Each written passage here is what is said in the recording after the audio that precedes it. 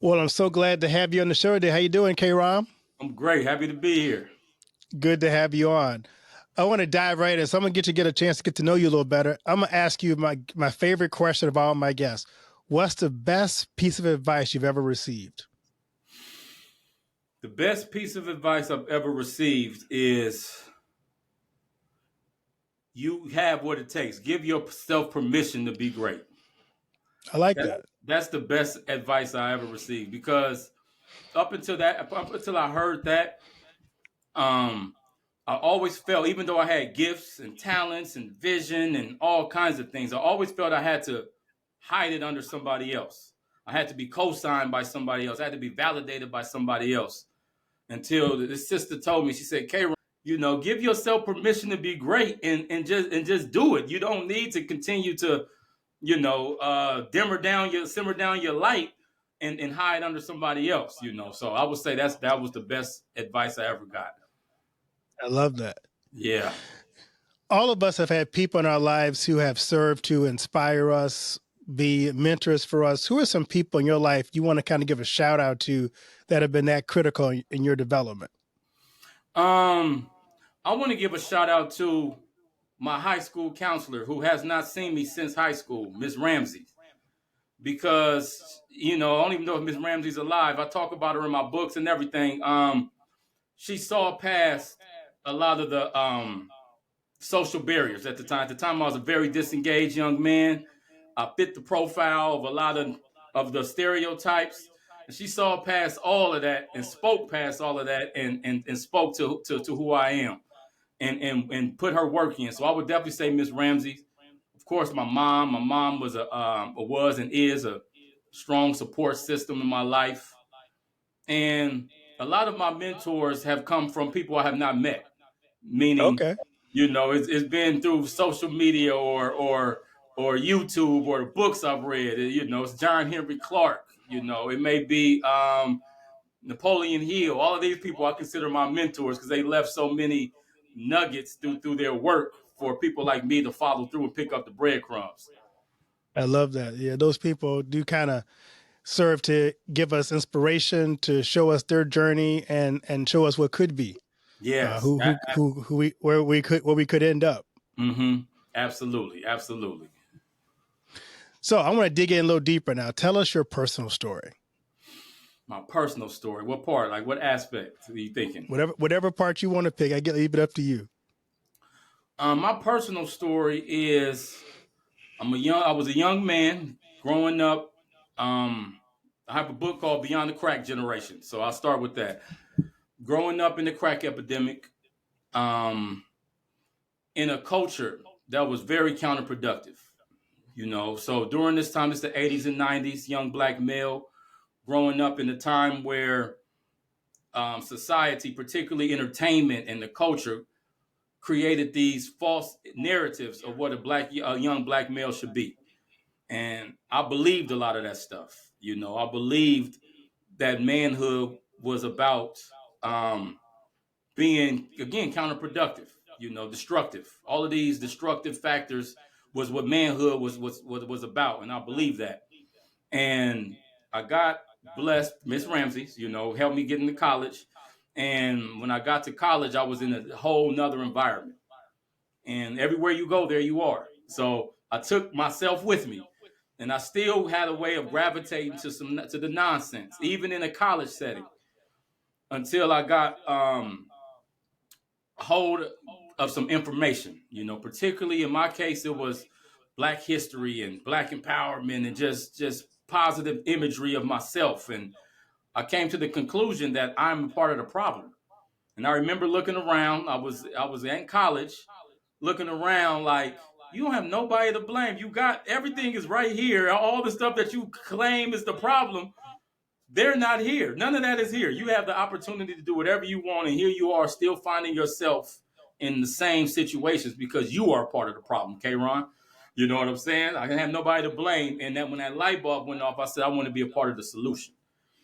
And at that point, I started to read like a madman. I started to become a scholar, and I started to figure out what can I do to be a part of the solution. So, I started to separate myself from some of the behaviors and circles that I had found myself around, and I became a hermit for a minute because I just really wanted to redefine who I am, rediscover who I am.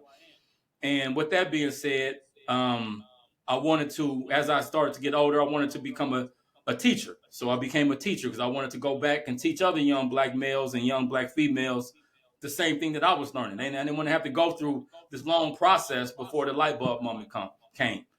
So I became a teacher. And I taught for 5 years, middle school. And then I wanted to impact my community in a deeper way. So I started to work with young incarcerated young men in Los Angeles. Young ladies too, as well, but mostly young men. So I worked with incarcerated young men for about 10 years.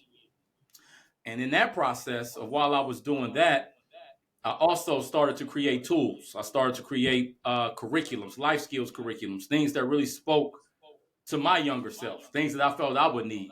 I don't, I grew up in the just say no era, but just say no did not help. It made no impact. You know what I'm saying?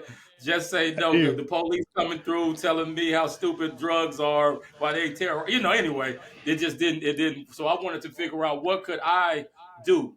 What did I need to hear? So I created a curriculum called Live Above the Hype, which really was about what it says, helping our young people live above this hype so they don't self-sabotage and things of that nature. And with that, and then I end up becoming an author and writing books and all of these things and doing trainings and all the stuff that I do today. But with all that being said, my story is I'm a young man at the time, a young man who was very disengaged and caught up in the hype, who wanted to be a part of the solution and left myself no excuses to be a part of the solution. So creating books, creating tools with no backing, just doing it. And I encourage others to do the same. So you're telling me that commercial, this is your brain on drugs, didn't help? That didn't help at all. That did nothing, absolutely nothing. The moment I got access to all the nonsense, I was gone. You know what I'm saying? It did not help. The egg and the skillet and all of that. Egg in No, the skull no, didn't help. I know. Okay. no, let's no, it didn't. let's dig in a little bit more because a lot of audience don't understand. I mean, I understand the crack generation. So kind of give us some perspective for those who are hearing that going, that's a nice title. I don't necessarily get it. So what is that crack generation? What Yeah. does that look like for people who lived in that generation? Yeah, thanks for asking that. And I would start off by saying during the crack epidemic, again, the 80s and 90s in particular, it wasn't everybody was strung out on crack. It wasn't everybody was selling dope. So let's first of all shatter that narrative. Everybody wasn't crack dealers and crack addicts. It was a very small percentage, but that small percentage was very concentrated. You know what I'm saying? And very influential. So I say all that to say, during this epidemic, the crack era was very detrimental to the community as a whole. And what I mean by that is because particular during this time, this is where, because I work with youth a lot, like I shared. This people want to know what happened. This is the time when a lot of the generational rankings flipped, where people say, what happened? How did we lose our youth? Because during this time, the crack business, and I got to call it a business, unlike any other drug trade, was a kid's business. It was a child's drug trade. If you look at old mob movies and, gangster movies, remember the kid had, before he could be a part of the mob or whatever, he had to be a runner. He had to go run and get a sandwich and go do all of these things and work his way up. During the crack epidemic, it was none of that. All you needed was $20.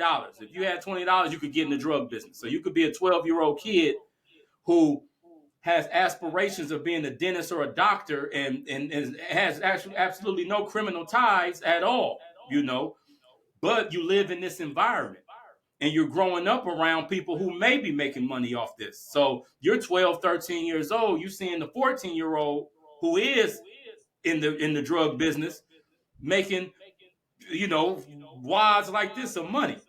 And I'm simplifying it, but that 12-year-old says, how are you making that money? He says, all you need is $20 to get you a double up, because it was wholesale. And I'm not going to go all into the business part of it, Sure. but we live in a capitalist society.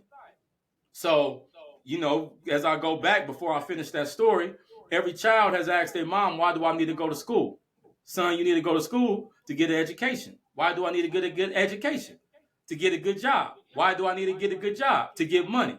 Oh, well, my neighbor right here just told me a quicker way to get money. I could save myself, the rest, 6 years of school, right?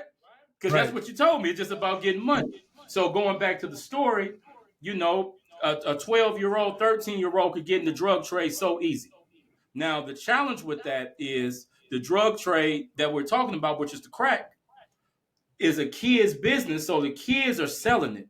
But unfortunately, it's the adults that are smoking it.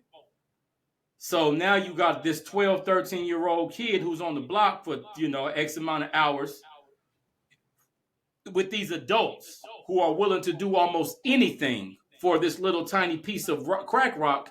And this kid has a whole pocket full of them.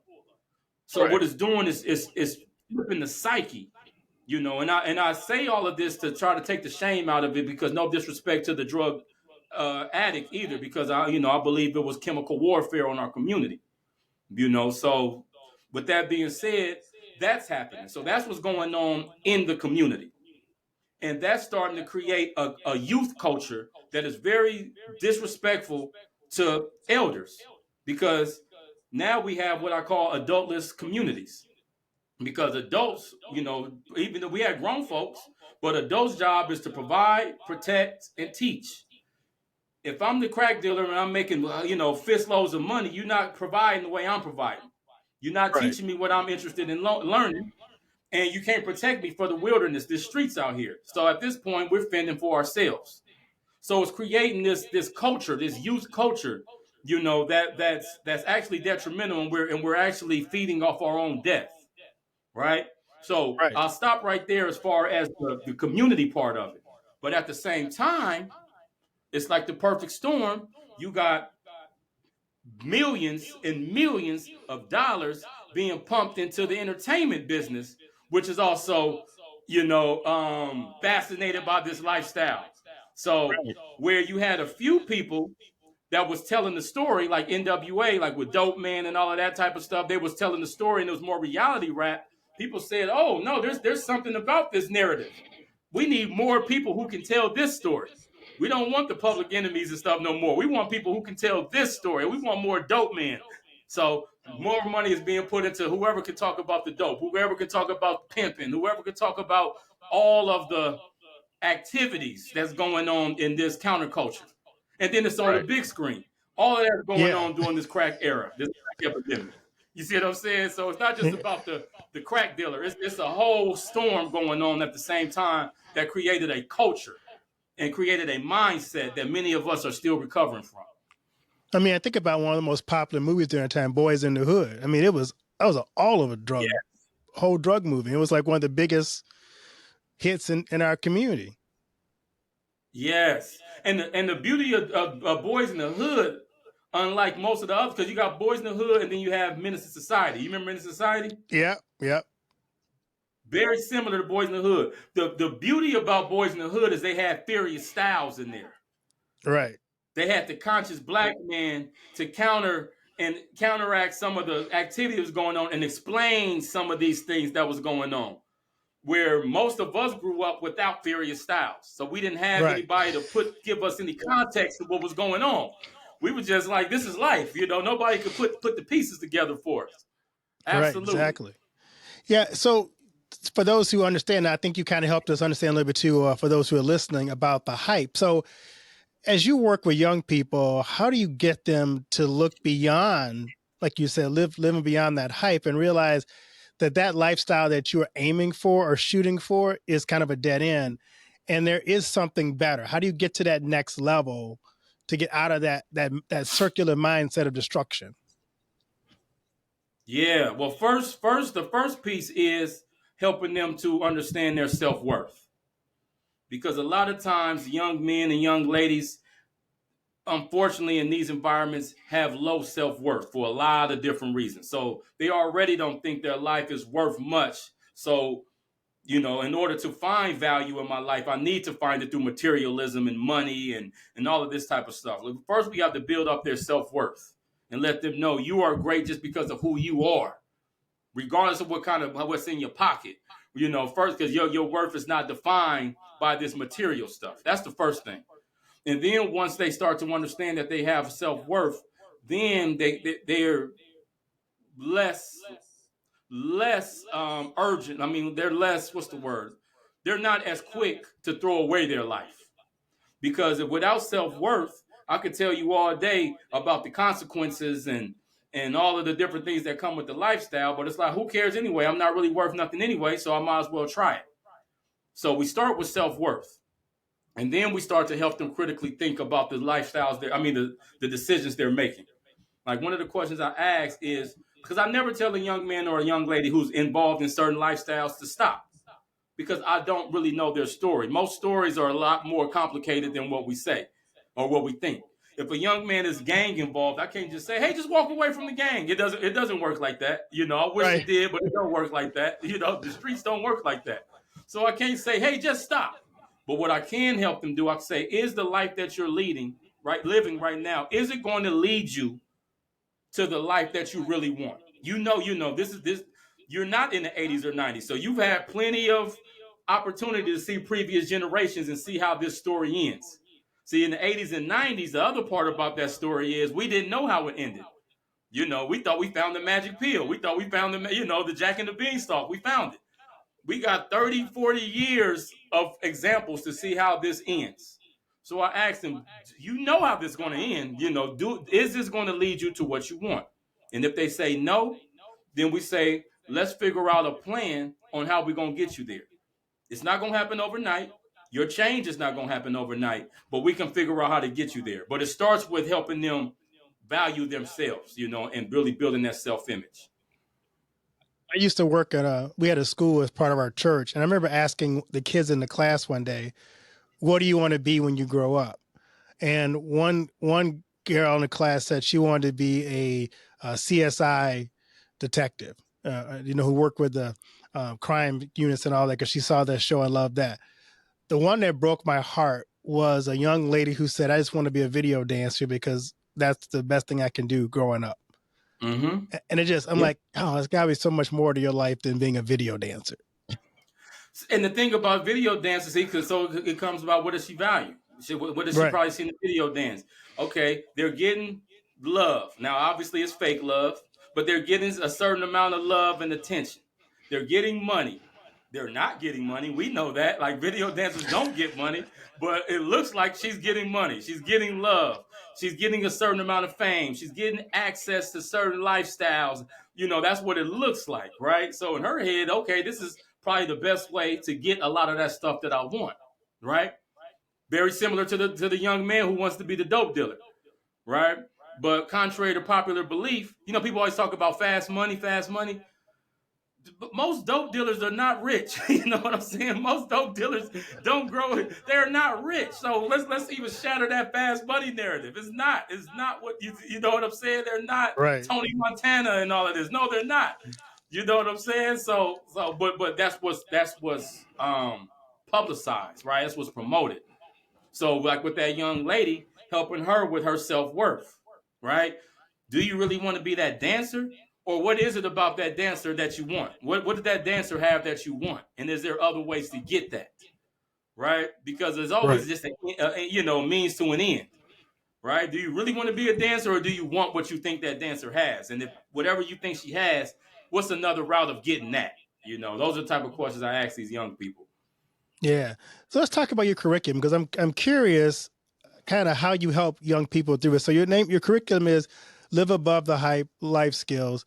So how do you encourage students to think about the impact of their current decisions will have on their life outcomes? So how do you facilitate that conversation? Yeah, so that's exactly. I like the word language you use, because that's exactly what it is. It's a curriculum full of facilitated conversations, right? So, for instance, again, I could think about how I thought. Everything that I, thought made sense to me, because nobody walked me through the process. So, like for instance, I was speaking their language. A lot of them might like to gamble. So I asked them, if we were shooting dice, would you put down $1,000 and not put down $10? And we gamble, right? Most of them Right. will say, no, I wouldn't do that. I say, why not? Just shoot dice. You put down 1,000, I'll put down 10. No, that's stupid. I say, why is it stupid? Because I'm putting down 1,000, you putting down 10. What's wrong with it? You're only putting down 10. I say, but you got a chance to win $10. So what's the point? Why not just put your $1,000 down? And then the light bulb, because I'm waiting for them to say it. The light bulb comes off. I have way more to lose than I have to gain in that bet. Right. Bingo. That's how these streets are. You got way more to lose than you have to gain in that bet. So you go and you do this crime, but look how much you have to lose. You know what I'm saying? Look how many people you hurting. For especially if you over 18, look at the time you have to serve. Look at all the, you know what I'm saying? I just help them critically think. You have way more to lose than you have to gain. Just like you wouldn't put that $1,000 down. Don't put that $1,000 down with your life, right? Because your life is worth way more than $1,000, right? You have way more to lose than you have to gain. So, it starts off like that. Then it progressively goes to actually success principles. But first we have to undo. We have to de-educate, have them critically think, because they have to start to think like, okay, wait, this doesn't make sense. Now, once they start to want to live above the hype, then we start to get into other principles. We start talking about college. We start talking about generational wealth. We start talking about, making decisions and following through. All of these type of things. It's that type of curriculum, just to really help them unpack and take them on a journey of critical thinking and assessing and analyzing the culture around them. I don't put a moral basis on anything. I don't use right or wrong, right? Because depending on how you grew up or what your situation is, right and wrong morality gets very murky. So I won't tell them, don't do it just because it's wrong, but I will help them critically think about it. Those type of things. So for those who see that community from the outside and misjudge so much about it, because I hear people say, well, why don't people just make better choices? Yeah. You don't have to live like that. You could do something. What would you say to people who just don't really understand, I would say, the reality of the streets and the reality of people's situation who are stuck in those situations? Yeah, that's a great one too. I just had a conversation not too long ago about free will. And I start my answer with this. So I share with them, because they say we all have free will. I share with them that free will is directly correlated with your awareness and your consciousness. Your will is only free as what you're aware of, right? If I'm not even aware of certain things, I don't know what I don't know. So with that being said, like what I just brought up when I talked about this crack epidemic, instead of talking about the crack epidemic, so to speak, my focus shifts to the culture. And culture dictates morality a lot of times. So if you're growing up in a community, let's just say you're growing up in a community that values education, that values home ownership, that values generational wealth, that has a very kindred relationship with law enforcement, your morality is going to be a lot different than if you're in a community that is unfortunately in survival mode, does not have generational wealth, has a very adversarial relationship with law enforcement, right? So you just using that as an example, using community A is the first one, community B is the second one. If I'm assaulted in community A, because that's the language we're going to use in community A, I'm assaulted, I may just very well call the police, right? Why wouldn't I? To sit there and fight in the middle of the street or fight in school and all of that's actually going against my morals. It's like, why would you do that? Just call the police and let the police handle it. Community B, if I'm hit, if somebody socked me in the mouth and I call the police, that's a violation, right? Because first of all, how could you not fight back? That's the first thing. You're going to hear about that. You could be in third grade. You'll hear about that till you're 40 years old. Remember that time you let that dude smack you in the mouth when we was 8? You will hear that for the rest of your life, right? Let alone call the police, because we have had an adversarial relationship with law enforcement for centuries. There's no way of explaining that away. We come into this country, with slavery and all of that type of stuff. So I use those two examples to understand that both of those have created a culture. And once you're in this culture, culture creates social norms. Culture creates perspectives and beliefs. And once you have beliefs, now you have your paradigm. It's very hard to get out of a paradigm. It's very hard to get out of a set way of seeing the world. And when you're in these environments, depending on the environments that you're in and you're nurtured, that environment typically is going to, I'm gonna use the word influence, but I need a stronger word. But it's going to mold. It's going to mold the way you see the world, and it's going to mold your behaviors and your decisions, and it's even going to mold your aspirations. And I'll share this last story real quick. I remember being in college when I told you I was in college, and I remember being partying with some white guys, and we just partying, we having a good time, and all of that. And they told me that they're going to study abroad. Now, I never heard of study abroad. My mind went somewhere else. Was study abroad? Okay, what? Tell me more. You know, I don't know what this means, right? So they explained to me that studying abroad is they're under the school, but they're able to travel into another country and still be under the umbrella of the school. I said, "Wow, man, that's awesome, man. When you get back, man, you let me know how that go." Not one time did it cross my mind that I could study abroad too. We're in the same school. Instead of me telling them to let me know how it is when you get back, what I should have said is let me know what office you went to so I could go to the same office and fill out the same forms so I can study abroad. But my self-identity, back to me talking about self-identity and self-image, my self-identity didn't even allow me to entertain that. This is what white people do in my head. Oh, this is, remember I said they white guys? This is white guys. This is white people stuff. Oh, y'all, oh, man, let me know how it go. It never crossed my mind that we're in the same school. So when people ask, like, you can just do this, we don't understand how much culture and self-image and self-limiting beliefs and all of these things weigh on the way we see the world.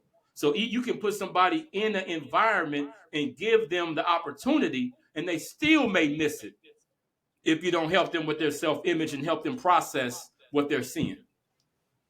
That's a good point. I remember when my son was in high school, and they would have these college preparatory meetings with the parents, and I'd go to those meetings with my son, and I was probably one of maybe two Black parents who were in that room with their kids.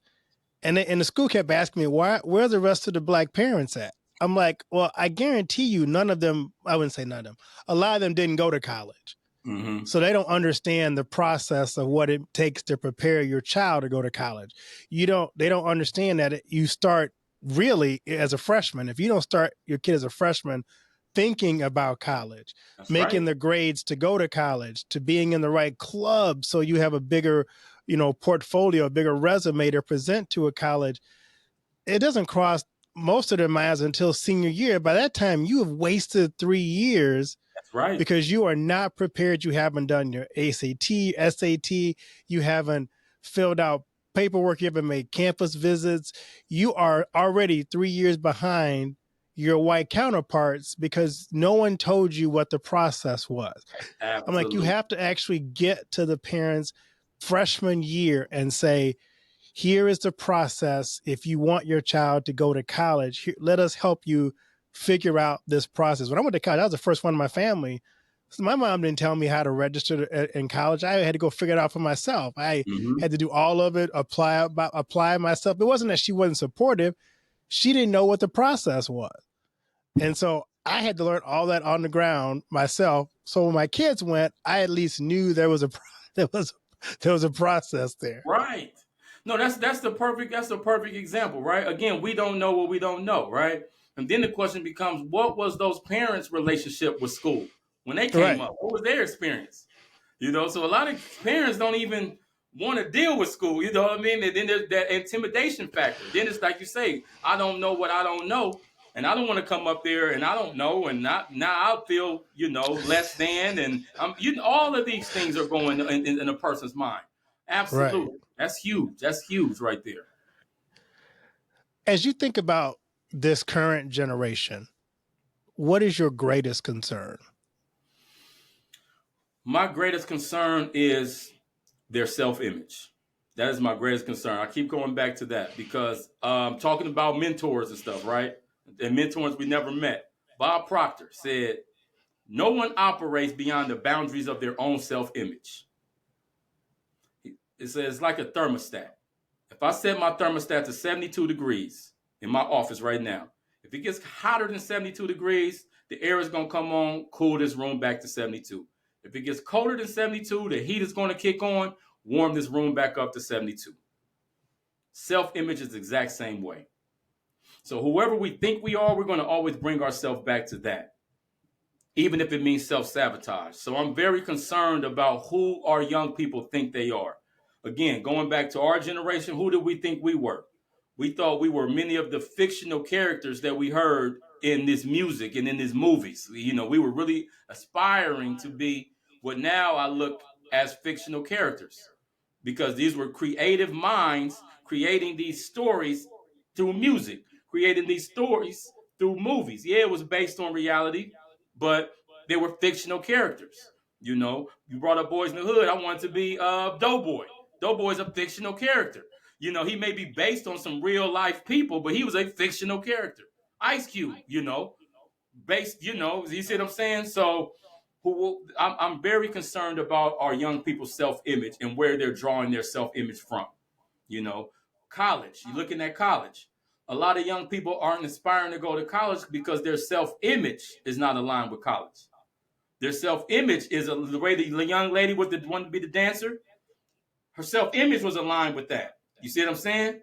My self-image was aligned to wanting to be whoever I thought I wanted to be. So even when you give me these opportunities, I'm a squander it if it doesn't align with my self-image.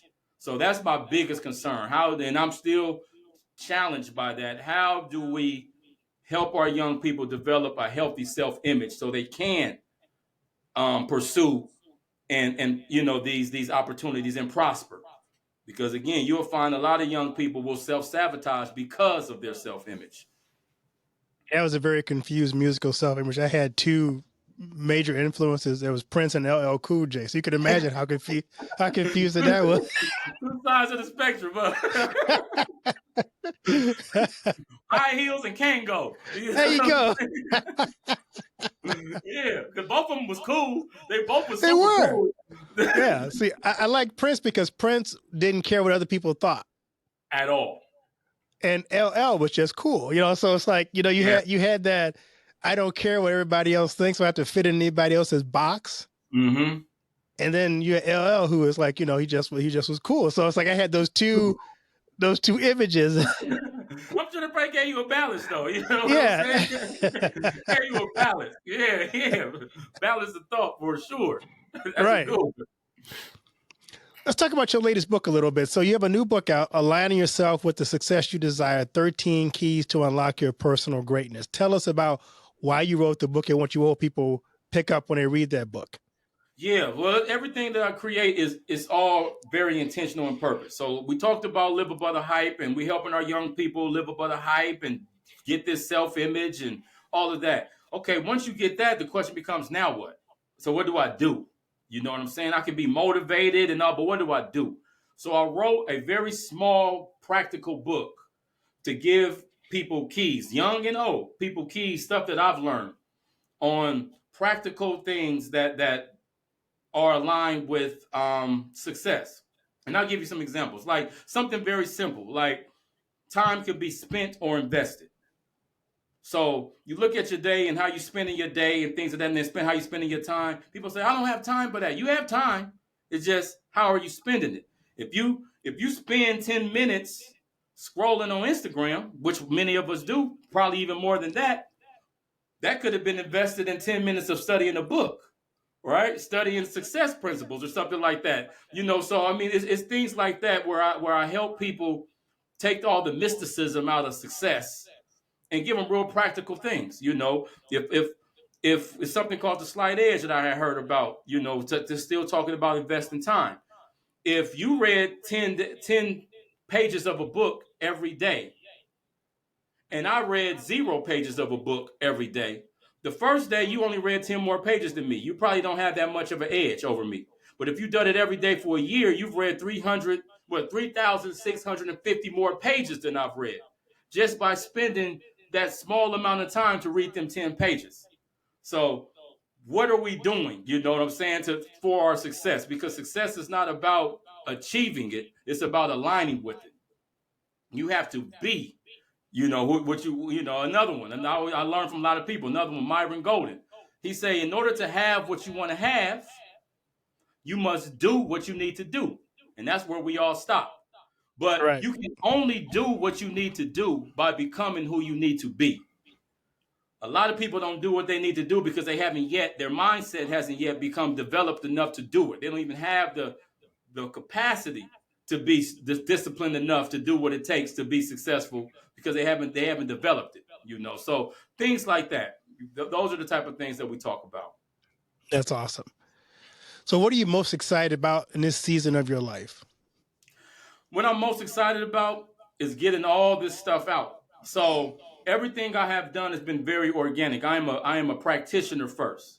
So when I wrote Live Above the Hype, I wrote it because I was working with the young people I wrote it for directly.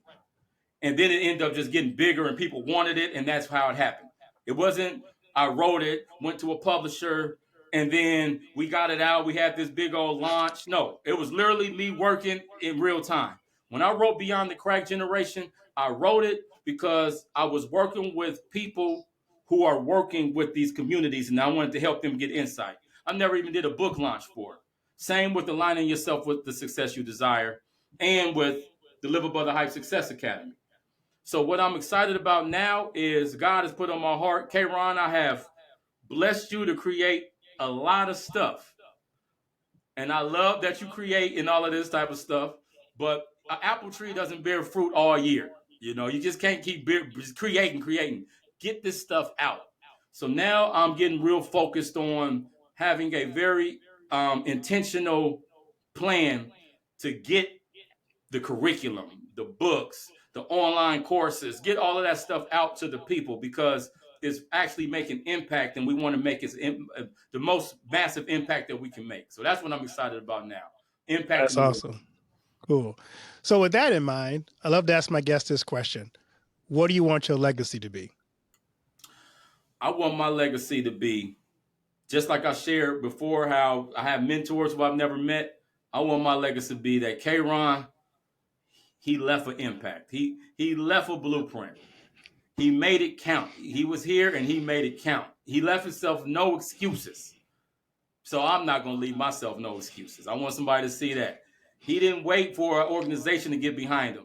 He didn't wait for a publishing company to get behind him. He didn't wait before he had 5 degrees. He didn't wait before he was rich.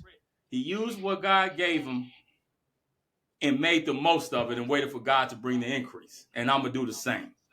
So that's what I want my legacy to be. Make it count.